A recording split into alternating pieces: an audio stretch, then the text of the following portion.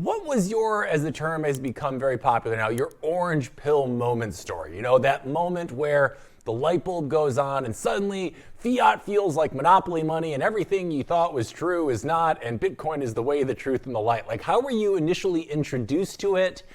Were you immediately infected by the orange pill? Or like a lot of people out there, did it take a little bit of time? Did you have to do some research to kind of fully buy into what Bitcoin was all about, or did it happen just instantly for you? I think nowadays, when you say Bitcoin, it's no longer that crazy. When you say Bitcoin in 2017, people reacted differently to this word because it was not as normal as it is now. And 2017 was the first year where I heard Bitcoin. This is what the first year where I kind of got introduced to Bitcoin. And I was a stock investor beforehand. I invested in tech stocks. It was just like I was very young also at the point, and it's just like with my few $1,000s on the side, I just like wanted to invest in something because I didn't believe that it's the best place to keep it in my bank account, as I was right.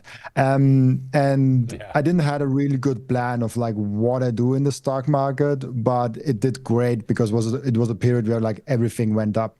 And as you naturally rise to the top because your friends are like, oh, you make a bunch of money with stock investment. What do you think about Bitcoin? So 2017 to 2020, I had my stock investing period where my friends said like, oh, what do you think about Bitcoin? And I always said, I think Bitcoin is a scam. Like there's no value to that. It's like gold, but not real. So that's usually what I said. And then in 2020, more and more people kept asking me about it. And I was like, if I say Bitcoin is a scam, at least I should have good arguments because I kind of discovered that I don't have really good arguments against Bitcoin. And this was it was just one weekend where I kind of discovered, yeah, Bitcoin doesn't make any sense for me. And on Friday, I went into with exactly that framework. And on Sunday, after researching the whole weekend, I was like, maybe there is something. Maybe Bitcoin isn't a scam. Maybe Bitcoin actually is an alternative monetary system. But I was still not sure.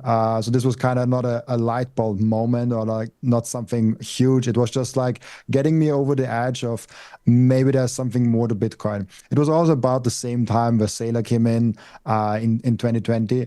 And Saylor really spoke to me because not directly, but through his podcast, because I was a stock investor and he was CEO of a publicly traded company. And he spoke the language of a publicly traded company. And I was used to that language. And he was the first publicly traded company that went into Bitcoin. And this was the first time someone told me about Bitcoin. It made sense. So like Saylor, then Saifedean, and like many others, where I'm like, okay, this slowly makes sense. Um, but it was very hard. In the first, you have to know, like, I was very much on cash flow focused. I was like, there needs to be cash flow in a business, and Bitcoin has no cash flow outside of mining and other things, but Bitcoin itself has no cash flow. So getting over the hump of investing in something that doesn't has a PE ratio was very hard. And this was then a gradual journey of learning about what is actually money and what is actually gold, what was the history of money. And this is probably a story that you've probably heard like 100 times already. And this was just like a gradually increased conviction to Bitcoin, where then at some point I made a decision and it was something I was fully invested in Tesla right before I came into Bitcoin. And then Bitcoin kind of grew. And in 2021, I had 50% Tesla, 50% Bitcoin, which is crazy. Like it's like the two investments where everyone tells you don't go all in on it. And I went only all in on those two. And I wanted to decide like where do I really wanted to go. And it's funny in the hindsight, I really decided, do I want to go all in Tesla or do I want to go all in Bitcoin? I decided for Bitcoin. Bitcoin for me is a foundational paradigm shift.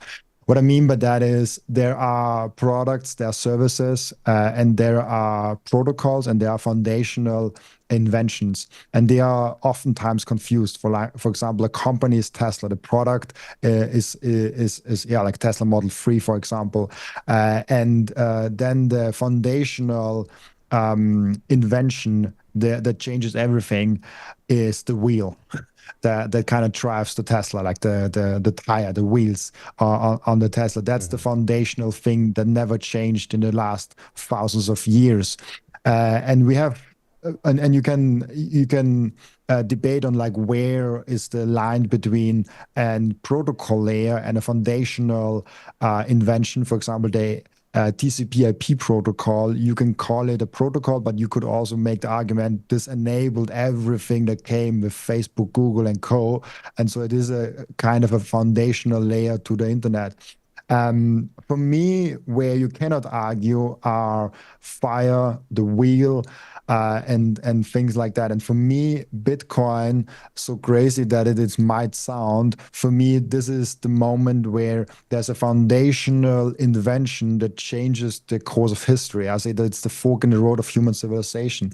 It's a little bit like the printing press, the steam engine, the electronic telegraph, where before things were made differently. Before the printing press, and I love this example, it took a long while to print one book because someone actually had to write it. And for someone to write a book, it took around a few months to up until over a year, depending on how long the book is. The Gutenberg Bible, I think it had like 1,200 sides. Were usually made around 1 year by just writing it down from one person. With the Gutenberg press, with the printing press, it took in the first 5 years, one person was able to print 180 Bibles. Then if you fast forward 50 years later, I know 15 years later, there were 50 million books made with the printing press in the European region. And so how does this change human civilization? Like hugely. And the same with the electronic telegraph, the same with the steam engine. And I think the same with Bitcoin. We are now in the first like few years of Bitcoin where we don't really see the global impact. Like the first 5-10 years of the printing press, you didn't directly see what impact the printing press really has. Like this was just like one guy printing some books and it was just an interesting technology.